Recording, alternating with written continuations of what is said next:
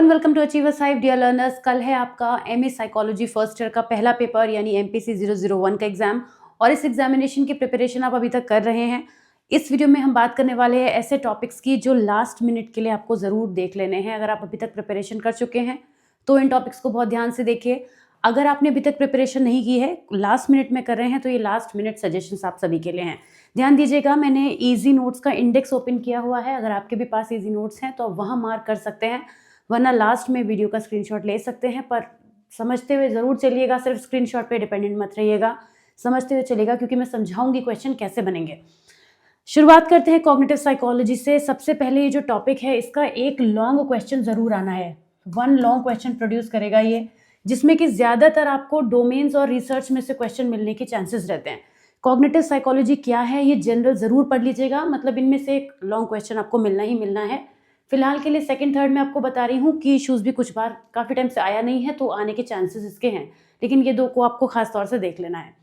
इसके बाद आ जाते हैं इंफॉर्मेशन प्रोसेसिंग एंड मेमोरी पर। इसमें वो टॉपिक्स जिन्हें आपको बिल्कुल छोड़ के नहीं जाना है। 5th topic principle of information processing, बहुत पूछा जाता है, आ सकता है, ये इंपॉर्टेंट है। उसके बाद आपको थोड़ा फोकस करना है यहाँ पे एटकिंसन शिफ्रिन का स्टेज मॉडल जो है, ये जो है या तो ABC किसी भी फॉर्म में आ सकता है। C सेक्शन में ये आपको प्रोड्यूस करके दे देगा कि मेमोरी के टाइप्स क्या होते हैं। मैंने ये टॉपिक जब इजी नोट्स में पढ़ाया था तो आपको स्पेशली बताया था, तो इसलिए आपको इसको मिक्स नहीं करना है। इसके बाद स्टर्नबर्ग की इंफॉर्मेशन प्रोसेसिंग अप्रोच क्या है ये, और 9th topic process of information processing, ये आपको कवर ज़रूर करना है, मिस नहीं करना है।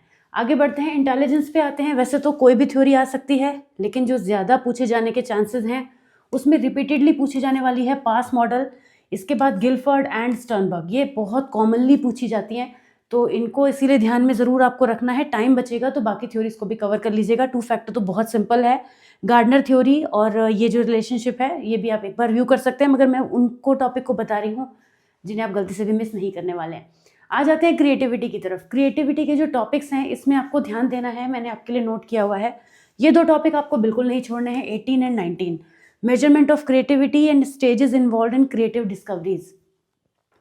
कॉन्टिन्यूसली पूछा गया है, तो बहुत ध्यान देना है। इसके बाद यस, इतना आप करेंगे इनफ रहेगा, बाकी लास्ट मिनट रह जाएगा तो आप थोड़ा बहुत रिवाइज करेंगे, क्योंकि आपको पता है कि इजी नोट्स में तो ऑलरेडी सब कुछ इंपॉर्टेंट ही लिया गया है।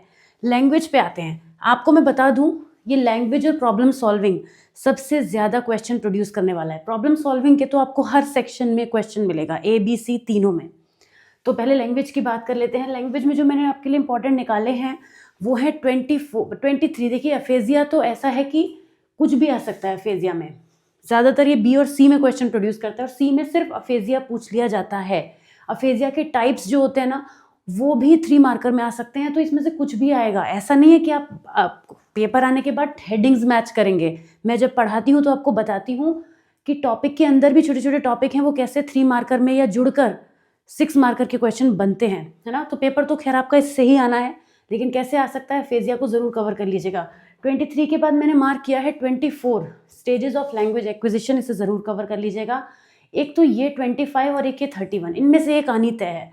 बिहेवियरिस्टिक थ्योरी या इनेटनेस थ्योरी, तो इनको ज़रूर देख लीजिएगा, ठीक है। आगे बढ़ते हैं। इसके बाद मल्टीलिंगुअलिज्म का कोई क्वेश्चन आ सकता है। तो मल्टीलिंगुअलिज्म, अगर मैं ये नहीं कह रही हूँ कि पूरा देखिए, पर एक बार मल्टीलिंगुअलिज्म को ओवरव्यू कर लीजिएगा लास्ट मिनट में। मैं काफ़ी सिलेक्टेड टॉपिक्स बता रही हूँ, जबकि ये सभी इंपॉर्टेंट हैं, तो आपको ये ना लगे कि काफ़ी ज़्यादा बता दिया, मैं बहुत लिमिटेड ही बता रही हूँ। उसके बाद आ जाते हैं लास्ट सेक्शन पे, जो अगेन बहुत क्वेश्चन प्रोड्यूस करेगा। देखिए 30 to 35 मैंने मार्क किया हुआ है, अपने पास नोट किया है आपको बताने के लिए। भाई ये तो इतना पूछा जाता है, इतना पूछा जाता है कि ये क्वेश्चन ना आए तो बड़ा कम ही चांसेस हैं कि प्रॉब्लम सॉल्विंग का नेचर, कैरेक्टरिस्टिक्स, कुछ ना कुछ इससे रिलेट होके आएगा। Factors affecting problem solving, block तो बहुत इंपॉर्टेंट है, ब्लॉक्स को बिल्कुल नहीं छोड़ना है। और 36 स्टेजेस, एक बात ध्यान रखिए, ब्लॉक्स टू प्रॉब्लम सॉल्विंग बिल्कुल मत छोड़ के जाइएगा। किसी भी टाइप का ब्लॉक आ सकता है, ये 10 मार्कर का क्वेश्चन भी है, 6 मार्कर का भी है, और 3 में भी आ सकता है कोई एक टाइप का block, just emotional block, intellectual block, कोई भी एक टाइप आ सकता है। तो ये जितने क्वेश्चंस हैं, मैंने आपसे कहा था लास्ट में आप स्क्रीनशॉट ले लीजिएगा, तो स्क्रीन को ऐसा एडजस्ट कर देती हूँ कि आप स्क्रीनशॉट ले पाएँ, जिससे कि आप अपनी प्रिपरेशन कर पाएँ। बाकी इंपॉर्टेंट टिप्स के लिए एक और वीडियो आ रहा है जिसको ज़रूर देखिएगा, आपको बहुत बेनिफिट मिलेगा उसको देखने के बाद भी। Wishing you all the very best, exam बहुत अच्छा होगा, बहुत अच्छा करके आइएगा। Take care, all the best, bye bye.